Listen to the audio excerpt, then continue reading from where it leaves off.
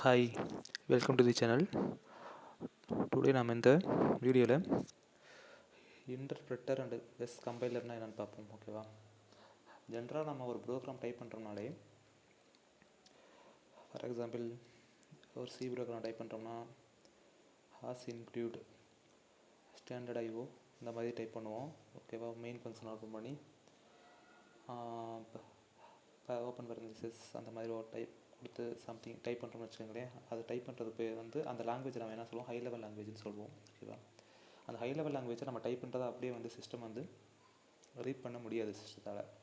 So சிஸ்டத்துக்கு read பண்ணதுக்கு machine கோடுங்கிற அந்த ஃபார்மேட்டில் இருந்தால் தான் சிஸ்டம் வந்து ரீட் பண்ணும். ஓகேவா? ஸோ ஜென்ரலாக நம்ம டைப் பண்ணுற ப்ரோக்ராம் பார்த்திங்கன்னா ஹை லெவல் லாங்குவேஜ்லேருந்து அசம்பிளி லாங்குவேஜாக கன்வெர்ட் பண்ணும். ஓகே, அசம்பிளி லாங்குவேஜ்லேருந்து மிஷின் கோடாக கன்வெர்ட் ஆகும். அசம்பிளி லாங்குவேஜ்னால் இப்போ இன்ஜினியர் ஸ்டூடெண்ட் வந்து மைக்ரோ ப்ராசஸர் அண்ட் மைக்ரோ கண்ட்ரோலரில் தேர்ட் செமஸ்டர் ஃபோர்த் செமஸ்டர் அந்த டைமில் பார்ப்பீங்க. ஓகேவா?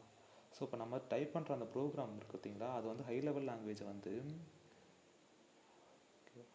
அந்த ப்ரோக்ராம் வந்து ஹை லெவல் லாங்குவேஜ்லேருந்து மிஷின் கோடுக்கு கன்வெர்ட் பண்ணுறோம் பார்த்தீங்களா, அதை தான் இன்டர்பிரட்டர் அண்ட் கம்பைலர்னு சொல்லுவோம்.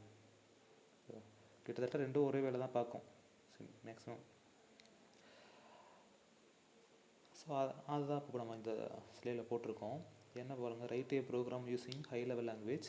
ஏ high level language is one that is understandable by us. நம்மளால தான் அண்டர்ஸ்டாண்டபிள் பண்ண முடியும். ஓகேவா? திஸ் இஸ் கால்டு சோர்ஸ் கோடுன்னு சொல்லுவோம்.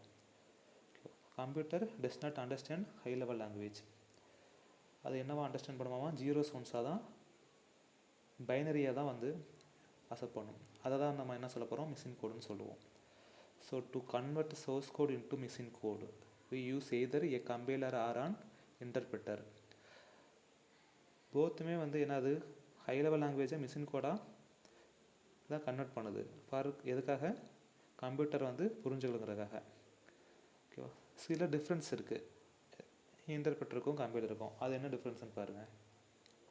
இன்டர்பிரட்டர் வந்து பார்த்தீங்கன்னா translate a program one statement at a time. நம்ம டைப் பண்ணுற அந்த ப்ரோக்ராமை ஒன் ஸ்டேட்மெண்ட்டாக அந்த டைமில் நமக்கு வந்து ட்ரான்ஸ்லேட் பண்ணி கொடுக்கும். பட் கம்பைலர் என்ன பண்ணுமா, ஸ்கேன் த என்டையர் ப்ரோக்ராம். ஓகேவா? ஒவ்வொரு ப்ரோக்ராம் என்டையர் ப்ரோக்ராமே ஒவ்வொரு லைனை ஸ்கேன் பண்ணி அதுக்கப்புறம் என்ன பண்ணும், ட்ரான்ஸ்லேட் ஓகேவா, ட்ரான்ஸ்லேட் பண்ணி அதுக்கப்புறம் மிஷின் கோடாக மாற்றும். பட் இன்டர்பிரட்டர் என்ன பண்ணும், எடுத்த உடனே ட்ரான்ஸ்லேட் பண்ணிடும். ஓகேவா? Next, interpreters usually take less amount of time to analyze the source code. Source கோடை வந்து அனலைஸ் பண்ணுறதுக்கு, அனலைஸ்னால் என்னென்னா, நம்ம டைப் பண்ணியிருக்கிற வந்து எனி எரர்ஸ் வந்து இருக்கா, அவைலபிளாக செக் எரர்ஸ் இருக்கான்னு செக் பண்ணுறது தான். ஓகேவா? அதுதான் அனலைஸ் பண்ணுது. ஸோ அதை அனலைஸ் பண்ணுறதுக்கான டைம் வந்து ரொம்ப குறைவு. பட் ஓவரால் எக்ஸிக்யூஷன் டைம் வந்து எதை கம்பேர் பண்ணும்போது, கம்பைலரை கம்பேர் பண்ணும்போது கொஞ்சம் ஸ்லோவாக. ஓகேவா? கம்பைலர் பண்ணும்போது கொஞ்சம் ஸ்லோவாக இருக்கும் ஓவரால் எக்ஸிக்யூஷன். அப்போ பட் கம்பைலர் பார்த்தீங்கன்னா சோர்ஸ் கூட வந்து அனலைஸ் பண்ணுறதுக்கு லார்ஜ் அமௌண்ட் ஆஃப் டைம் இருக்கும். பட் ஓவரால் எக்ஸிக்யூஷன் டைம் பார்த்தீங்கன்னா இன்டர்பிரட்டரை விட கொஞ்சம் ஃபாஸ்ட்டாக இருக்கும். மூணாவது point, no intermediate object code is generated, hence are memory efficient. Intermediate object code வந்து இங்கே வந்து ஜென்ரேட் ஆகாது. ஸோ அதனால் இங்கே வந்து என்ன ஆகும், மெமரி வந்து எஃபிஷியன்ட், தேவையில்லாமல் மெமரி வந்து வேஸ்ட் ஆகாது.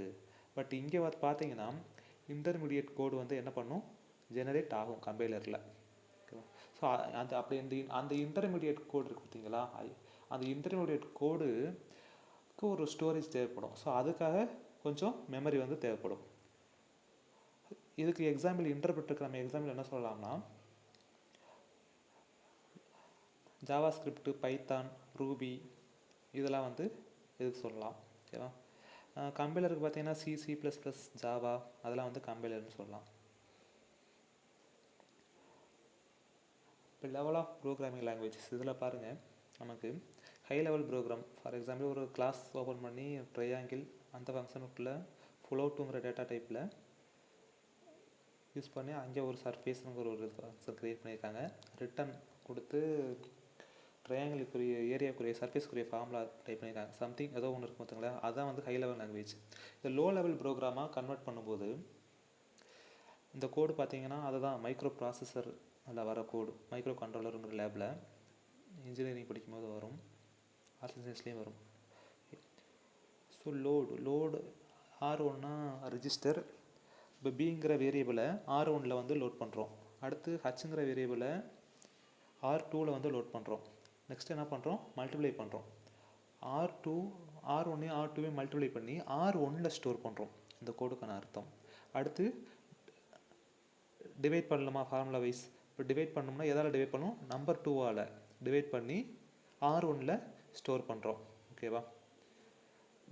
அடுத்து என்ன பண்ணுது, வேல்யூவை வந்து ரிட்டர்ன் பண்ணுது. இதுதான் அந்த லோ லெவல் ப்ரோக்ராம், அதாவது அசம்பிளி லாங்குவேஜ்னு சொல்கிறது. ஸோ இந்த அசம்பிளி லாங்குவேஜையும் எப்படி கன்வெர்ட் பண்ணுது, மிஷின் கோடா ஜீரோஸ் ஒன்ஸாக கன்வெர்ட் பண்ணும்போது இந்த 00100 இந்த டைப்பில் இதை தான் வந்து நமக்கு அந்த கடைசியாக உள்ள அந்த 3வது பாக்ஸ்குள்ளே உள்ள மாதிரி தான் நமக்கு வந்து சிஸ்டம் வந்து ரீட் பண்ணும் ப்ரோக்ராமை, மிஷின் கோடா. ஓகேவா, இப்படி தான் இருக்கும். எதாவது டவுட்டுனா கமெண்ட் பாக்ஸில் சொல்லுங்கள். வீடியோ பிடிச்சிருந்தா ஷேர் பண்ணுங்கள், உங்கள் ஃப்ரெண்ட்ஸுக்கு சஜஸ்ட் பண்ணுங்கள். ஓகேவா, தேங்க்யூ.